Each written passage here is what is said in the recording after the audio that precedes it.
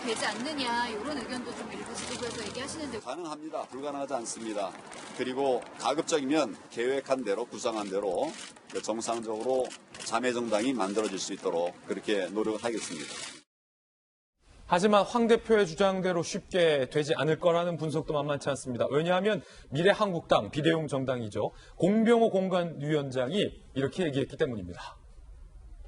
미래통합당 인재 영입 후보 대부분을 미래한국당의 비례대표 후보군에 포함시키기를 황교안 측이 원했다면 공병호란 사람을 공천관리위원장으로 인선하지 말았어야 됐습니다. 그것이 실수라면 가장 큰 실수라고 볼 수 있겠습니다. 지금 정혁진 변호사님, 방금 말씀하신 분 본인이 공병호 위원장이에요. 네.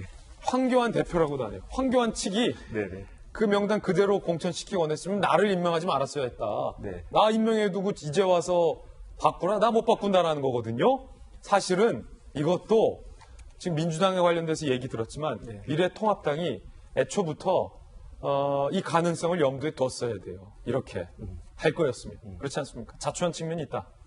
일단은 황교안 대표가 실수를 2번 하신 것 같아요. 첫 번째 한선교 대표를 대표로 선임한 것도 잘못인 것으로 보이고 예. 공병호 소장을 공관위원장으로 선임한 것도 어떻게 보면은 그런데 제가 봤을 때는 사실은 황교안 대표가 지금 자체 비례대표 말씀을 갖다 하셨는데 법적 교과서적으로는 맞는 말씀이거든요. 왜냐하면 정당이라고 하는 것의 후보자는 자기 정당에서 내는 거지 다른 정당에 왈가왈부하는 게 아니니까. 하지만은 사실은 저는 기본적으로 웃기다라는 생각이 드는 게 기본적으로 웃기다. 여당은 비례정당 안 하겠다라고 했다가 지금 뭐 누구보다도 더 꼼수적으로 비례정당 하고 있는 모습이 보이고 예.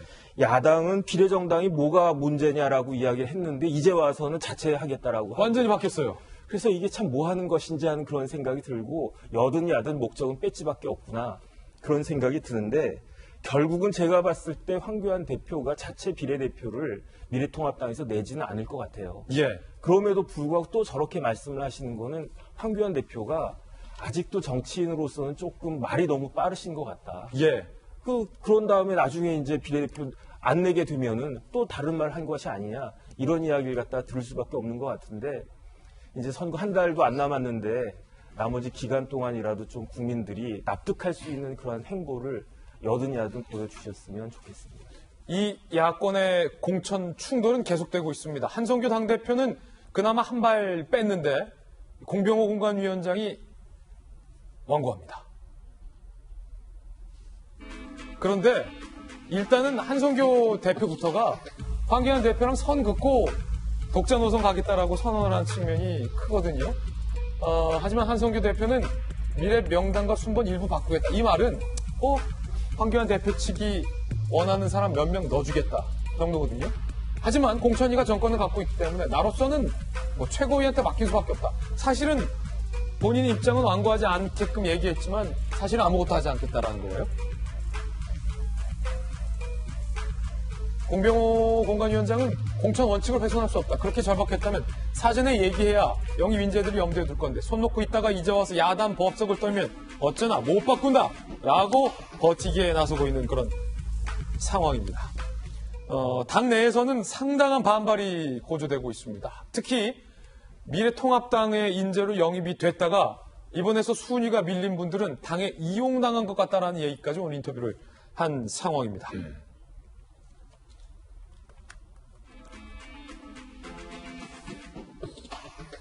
통합당 내부에서는 기준이 뭐냐라는 얘기가 나오고 있고요. 염동열 인재영입위원장이 사실 가장 뭔가를 어디를 얻어맞은 그런 느낌일 겁니다. 말도 안 된다. 공천의 기준과 원칙이 뭐냐. 김종석 의원은 고심에서 모셔온 경제 인사들이 다 빠졌다. 김영호 의원은 대표성, 상징성, 전문성, 철학을 모르겠다. 윤주경 전 독립기념관장이 21번째에 배치된 거 이해하기 어렵다라고 비판을 하고 있습니다. 특히 지성호 탈북운동가 대표와 스포츠미투 김은희 씨는 반발하고 있습니다. 황당함의 끝이다. 당에 이렇게 이용당하나 싶다. 사실은 이분들 입장에서는 박선주 총장님 이용당한 것 같다라는 얘기 나올 법하죠. 그렇죠. 졸제 바보 된 거죠. 예. 뭐 그렇게 정치를 지향했던 분도 아닌데요. 저는 지금 뭐 한교안 대표하고 뭐 한성교 그분도 대표죠. 누가 더 잘했냐 못했냐 말할 것도 없지만 저는 한성교 대표는 참 문제가 많다고 생각해요. 예. 저는 통합 한국당을 만들었을 때 더불어민주당의 입장에서 엄청나게 비판을 했습니다. 연동형 비례대표제 도입을 그렇게 망치려고 그러냐. 위성정당 만들어서는 안 된다.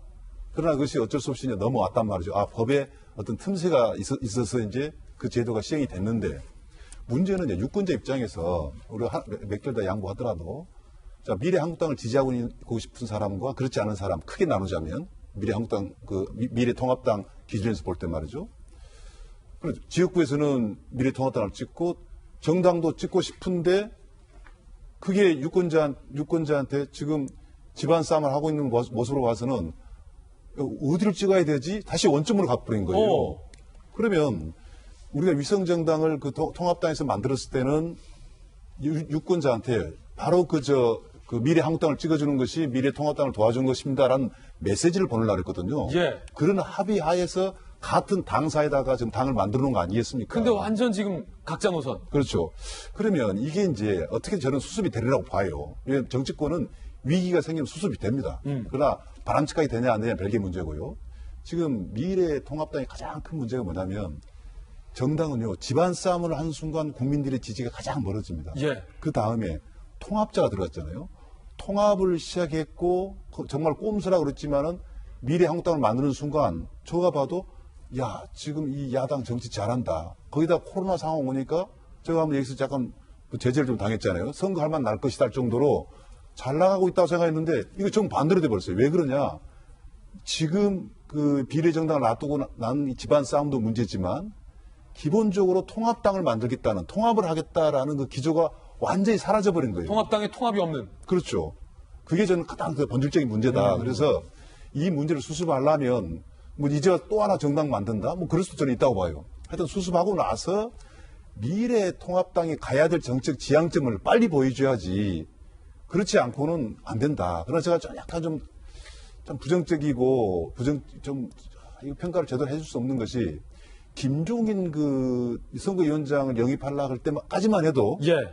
뭔가 통합당이 새로운 이 외연을 확장하려는 모습이 보였거든요. 예. 지금 그렇지 않다는 것. 근데 거기다가 이 비례당을 놔두고 집안싸움까지 돼버리면 정말 최악으로 갈 수밖에 없기 때문에 저는 야당도요. 저는 야당이 잘 돼야지 좋은 나라라고 생각하는 사람 중 하나거든요. 예. 수습을 잘 했으면 좋겠습니다. 참 이 코미디죠. 국민 입장에서부터는 코미디죠. 이 코미디다. 예, 그러면요. 본인들은 심각하지만 보는 우리는 웃으면서도 얼마나 속이 상합니까? 이거는 여야를 떠나서 관계없는 국민들이 보는 입장이죠. 제가 보기에는 권력을 둘러싼 정치인들의 아주 적나라한 본질을 저희들이 보고 있는 거예요. 권력이라고 하는 것을 가지기 전과 가지고 나서 본인들이 가졌다고 할 때 달라진 이 모습을 그대로 보는 거예요. 아주 구체적으로 미래통합당을 얘기하면 황교안 체제가 가지고 있는 실력을 그대로 좀 보여주고 있는 것이죠. 네. 답답하고 한심한데 지금 수습되겠죠. 박상천 교수님 말씀대로 수습돼야죠. 이제 29일 남은 거 아닙니까? 근데 29일 남겨놓고 수습을 어떤 식으로 하겠어요? 최고위원을 통해서 다시 재검토하겠다. 오늘 제가 공병호 위원장이죠. 라디오 인터뷰하는 걸 들으면서 하니까 몇 명은 재검토할 수 있다 그래요. 몇 명 재검토할 수 있다 그러는데 몇 명 재검토한다는 게 무슨 의미인지 잘 모르겠어요. 이게 제가 아까 실력을 보여준다고 하는 얘기는 뭐냐면은 정당에서 어쨌거나 비례대표를 뽑아가겠다고 하면 이념을 맞춰서 그리고 자매정당이라고 한다 그러면 그렇지 전문직은 몇 명이 가지만 우리가 모당에서 필요한 사람 이 사람 몇 명이고 이런 정도의 소통과 약속은 있었어야 되는데 그것조차도 못하고 얘기합니다. 우물쭈물 하는 정책은 굉장히 위험한 정책입니다. 바라보는 입장에서. 그런데 위험하지만 하긴 하지만 가는 길은 갈 수 있어요. 늦게라도. 정말로 위험한 정책은 갈팡질팡하면서 왔다 갔다 하는 정책입니다. 저거 바꿔서 어디까지 바꿀지 모르겠지만은 큰 문제가 생길 수 있죠. 예, 양당의 비례 전쟁과 관련된 이야기 들어봤습니다. 뉴스 속보 전해드립니다. 지금 코로나19 국내 확진자 현황이 추가적으로 질병관리본부가 브리핑을 해서 반영이 되고 있는데 8,413명. 그런데 조금 전에 아주 잠깐 저희 속보로 좀 다른 숫자가 나왔다고 합니다. 집계 오류로 부정확한 정보가 나간 데 대해서 사과를 드리고요. 8,413명이 정확한 집계라는 것 다시 한번 바로 잡겠습니다.